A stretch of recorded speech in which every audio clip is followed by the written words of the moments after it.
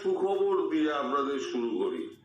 আপনাদের নেত্রী বাংলাদেশের প্রধানমন্ত্রী শেখ হাসিনা সীমান্তের কাছাকাছি পৌঁছে গেছে। কোথায় আছেন আমি জানি, কিন্তু সেটাই বলবো না। বুঝতেই পারছেন, সুরক্ষার কারণে সেটা বলা যাবে না। এখন তিনি সময় অপেক্ষা করছেন। আপনারা যে দীর্ঘ সময় পার করেছেন, 7 মাস 7.5 মাস, তার অন্তিম মুহূর্ত এসে উপস্থিত হয়েছে এবং আপনারা নিশ্চিন্ত থাকুন, কয়েকদিনের মধ্যে অবস্থা সম্পূর্ণ পরিবর্তন হবে এবং আপনারা দেখতে পাবেন যে একটা পরিবর্তিত বাংলাদেশ, যেখানে আবার সূর্যোদয় আবার নতুন করে হবে।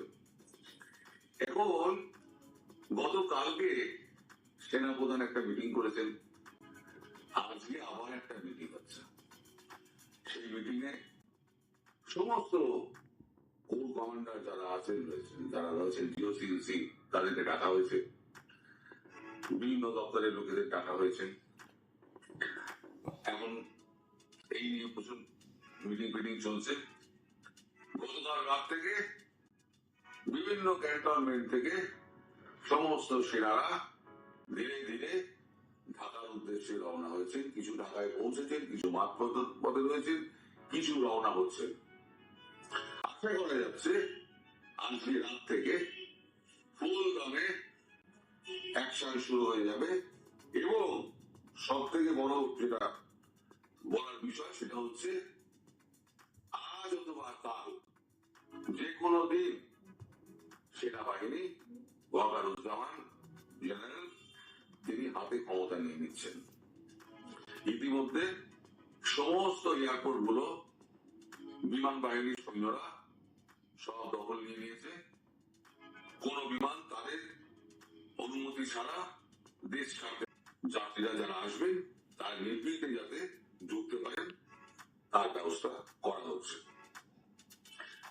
এই যে আগামী 2 দিন এই যে চলবে, এই আন্দাজটা সার্জিৎ, হাসনাত, এই যত ল্যাজমোটা সমন্বয় ছিল না, সব পেয়ে গেছিল। একটু খবর পাওয়া গেছে সার্জিৎ এবং হাসনাত এই দুজনে তাদের পরিবার সহ পলাতক। গতকাল রাত থেকে পলাতক, তাদের কোনো খোঁজ খবর পাওয়া যাচ্ছে না। তাদের বাড়ির লোকেরা কোথায়, তারা কোথায়? দেশ তো এইটুকু, দেশটাকে তো বের করা হবে না।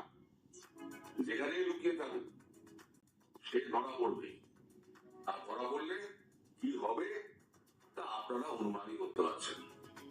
যাই হোক, এরপর শেখাকর্তা, আমি কেন বলছি এগুলো, যে শেখ হাসিনার প্রত্যাবর্তনটা কি করে হবে সেটা বুঝতে গেলে এই পথটা দিয়ে আপনাকে যেতে হবে। তবে আপনি বুঝবেন যে শেখ হাসিনা প্রধানমন্ত্রীর পদে পুনঃস্থাপিত হবেন কি করে। এই সমস্ত প্ল্যানটা কিন্তু চোখে দেওয়া আছে ইউএস এবং ভারতের। সেই প্ল্যান অনুযায়ী কাজকর্ম করছেন আমাদের ওয়াকারুজ্জামান। এবার সেনাবাহিনীর হাতে ক্ষমতা নিলে সেনাপ্রধান ক্ষমতা হস্তান্তর করবেন কাকে? না, রাষ্ট্রপতিকে। রাষ্ট্রপতি তখন সরকারি ভাবে তার ক্ষমতা বলে এমার্জেন্সি জারি করবেন। এমার্জেন্সি জারি করার পর তারপরেতে একটা আইন করে দিয়ে, বিশেষ আইন তার ক্ষমতা বলে তিনি প্রধানমন্ত্রী শেখ হাসিনাকে তার চেয়ারে বসিয়ে দেবেন। তার আগেও কতগুলো কাজ রয়েছে। এখন ক্ষমতা তো অর্পণ হবে। শেখ হাসিনা যেমন আমাদের দেশে মনমোহন সিং, তিনি যখন অসুস্থ হলেন তিনি 6 মাস অফিস যেতে পারেননি। তার একটা বুকে সার্জারি হয়েছিল, অফিস যেতে পারেননি। তিনি কি প্রধানমন্ত্রী থাকেননি? তার আগে যিনি প্রধানমন্ত্রী ছিলেন, তার আগে প্রধানমন্ত্রী ছিল আমাদের বাজপেয়ী সাহেব। সেই বাজপেয়ী সাহেব যখন তার নি রিপ্লেসমেন্ট হয়, তিনি 9 মাস অফিস যাননি, তার প্রধানমন্ত্রীতে চলে গেছিল। ভারতবর্ষ 140 কোটি দেশ, সেই দেশের প্রধানমন্ত্রী যদি ছুটি নিতে পারেন তাহলে শেখ হাসিনা প্রধানমন্ত্রী হিসেবে ছুটি পাবেন না কেন? তিনি ছুটিতে গিয়েছিলেন, কারণ তিনি তো পদত্যাগ করে যাননি। তিনি এসে আবার ক্ষমতায় বসবেন, ক্ষমতায় বসে তিনি আবার দেশ শাসন করবেন। আমার চিন্তা হচ্ছে এই ইউনুস চাকরি, এই ইউনুস চাকরি কি হবে? আপনারা জানেন, বহুদিন আগে থেকেই আমি বলে আসছি যে পলায়তি সহজীবতী, ইউনুস চা আপনি পালান, কিন্তু আমার কথা ইউনুস চা বুঝতে পারেননি। এবং তিনি যে দরবার করছেন ভারতবর্ষের কাছে যে একবার দেখা করার জন্য, সেই টাইম উনি পাবেন না মনে হচ্ছে পাবেন না। কারণ 26 তারিখ, আগামীকাল 26 তারিখ, 26 তারিখে তার তো আজকে 25 তারিখে রাত্রে যাওয়ার কথা। তার আগে সেনাবাহিনী যদি তাকে অ্যারেস্ট করে নেয়, তাহলে পরে তার চীন যাত্রা হলো না, সে জায়গা তার জেল যাত্রা হবে। এবং জেলের লোকসে কিছুদিন খাওয়ার পর তিনি বুঝতে পারবেন যে চিন্ময় প্রভু তার কতটা কষ্ট হয়েছে, তাকে কি অন্যায় ভাবে আটকে রাখা হয়েছিল। এই যে যত আমাদের আওয়ামী লীগের যত কর্মী, যত সমস্ত মেরে তাদেরকে জেলে পুড়ে দেওয়া হয়েছে, এইবারে এরা বুঝতে পারবে যে কত ধানে কত চাল। জেলে ঠোকানো সহজ, কিন্তু জেলে থাকা কিন্তু খুব কঠিন। এখন আমি যখন প্রথম বলতে শুরু করেছিলাম 6 মাস আগে যে শেখ হাসিনা প্রধানমন্ত্রী হিসেবে মার্চ মাসের মধ্যে ফিরবেন, অতি বড় আওয়ামী লীগ সমর্থকও তখন কিন্তু অবাক হয়েছিলেন যে আপনি এই সময় এটা বলছেন কি করে। আমি তো গণৎকার নই, আমি কোথাও একটা খবর পেয়েছিলাম যে এটা 6 মাসের প্রজেক্ট, 6 মাসের মধ্যেই শেষ হবে। শুধু ট্রাম্প আগে শেষ হয়ে যেত, ট্রাম্পও পত্রিকাতে ঢুকে পড়াতে একটু যা লেট হয়ে গেল, এর বেশি কিছু হয়নি। তবে মার্চের মধ্যেই প্রধানমন্ত্রী ঢুকে যাবেন, অন্তত তিনি আমার কথাটুকু রাখবেন, এটুকু বিশ্বাস আপনাদের প্রধানমন্ত্রীর উপরে আমার আছে। যে সেনা ফরমালি ক্ষমতা হাতে নিয়ে নিয়েছে এবং যে এই ইউনুস সরকারকে তারা বরখাস্ত করে দিয়েছে, এই খবর এখনো আমার কাছে আসেনি। যে মুহূর্তে আসবে আমি আপনাদেরকে সেই খবর দিয়ে দেবো। তবে তারা সেনার সমস্ত বাংলাদেশের সমস্ত ঢাকা শহরে তারা ছড়িয়ে পড়েছে, তারা সব জায়গায় পজিশন নিয়ে নিয়েছে যাতে কোনো রকম বিক্ষোভ বিদ্রোহ ইত্যাদি না হয় তার জন্যে। কিন্তু সেনার প্ল্যানিং এর মধ্যে কি আছে? সেনার প্ল্যানিং এর মধ্যে কি আছে যে এই মুহূর্তে একটা কেয়ারটেকার গভর্নমেন্ট হবে। এই যে সরকার, ইউনুসের সরকার চলে যাবে, তার বদলে তারা কি কোনো কেয়ারটেকার গভর্নমেন্ট করবে, নাকি একটা ন্যাশনাল গভর্নমেন্ট যেটাকে জাতীয় সরকার সমস্ত দলের নিয়ে করবে, নাকি এই মুহূর্তে সেনা তাদের নিজেদের হাতে ক্ষমতাটা নেবে?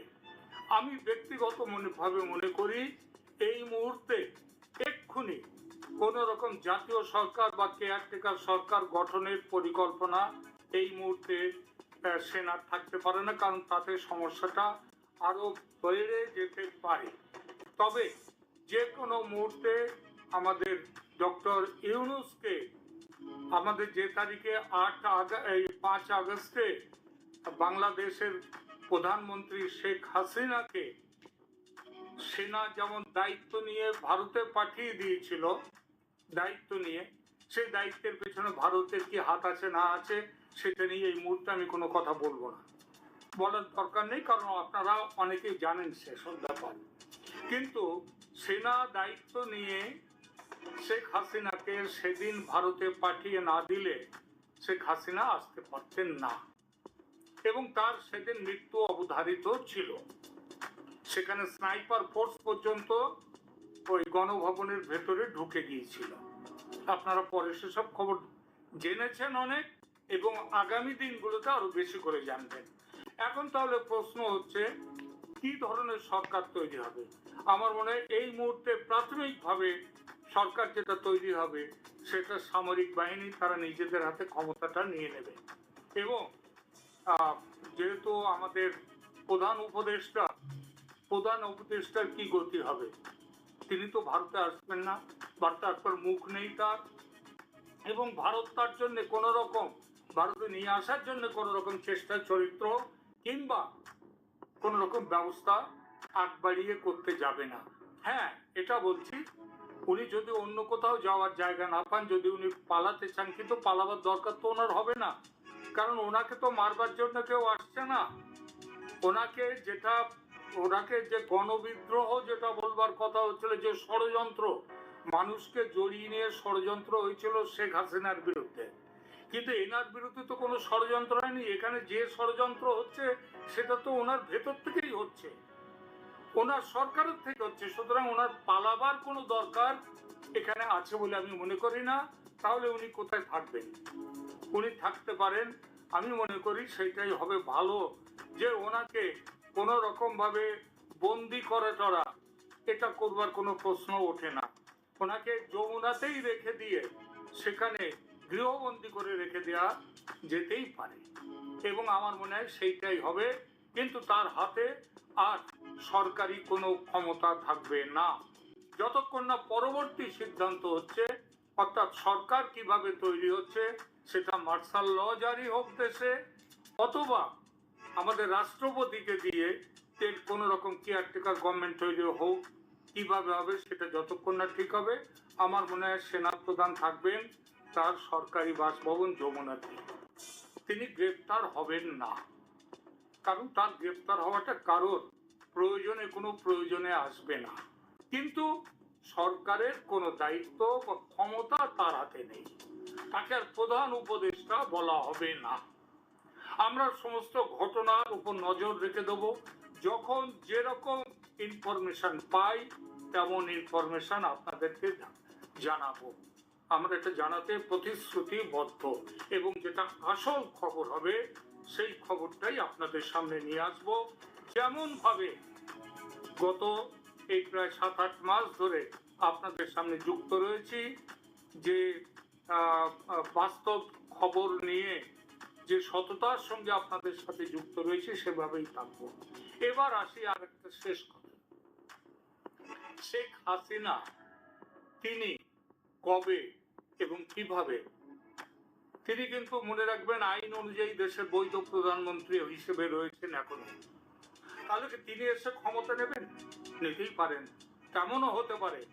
অন্তত ভারত কিন্তু সেই জায়গাতেই যেতে চায়, এটা আপনাদেরকে বলছে। এবং সেনাবাহিনীর মধ্যেও একটা বড় অংশ তারাও কিন্তু চায় শেখ হাসিনা এসে ক্ষমতা গ্রহণ করুন, এবং অল্প দিনের মধ্যেই, কয়েক মাসের মধ্যেই, সম্ভব হলে 3-4 মাসের মধ্যে, 3 মাসের মধ্যে তিনি এখানে একটা free and fair and inclusive election, নির্বাচন সেইটা করুন। তাতে তিনি জয়ী হলে তিনি দেশের প্রধানমন্ত্রী থাকবেন, নতুন করে প্রধানমন্ত্রী হবেন, এবং তাতে কারোর কিছু বলারও থাকবে না।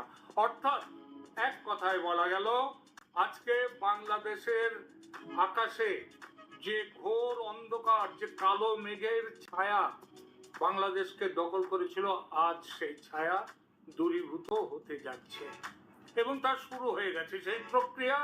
এখন ওই যে ভোর হওয়ার আগে একটা সময় থাকে না, একটা সময় থাকে যখন সূর্য ওঠেনি কিন্তু তার একটা আভা, তার একটা চারদিকে যেন ফর্সা হচ্ছে, যে সেই কাক ভোর বলে না সেটা নয়, কাক পাখি ডাকার সেই ভোর নয়, সত্যিকারের ভোর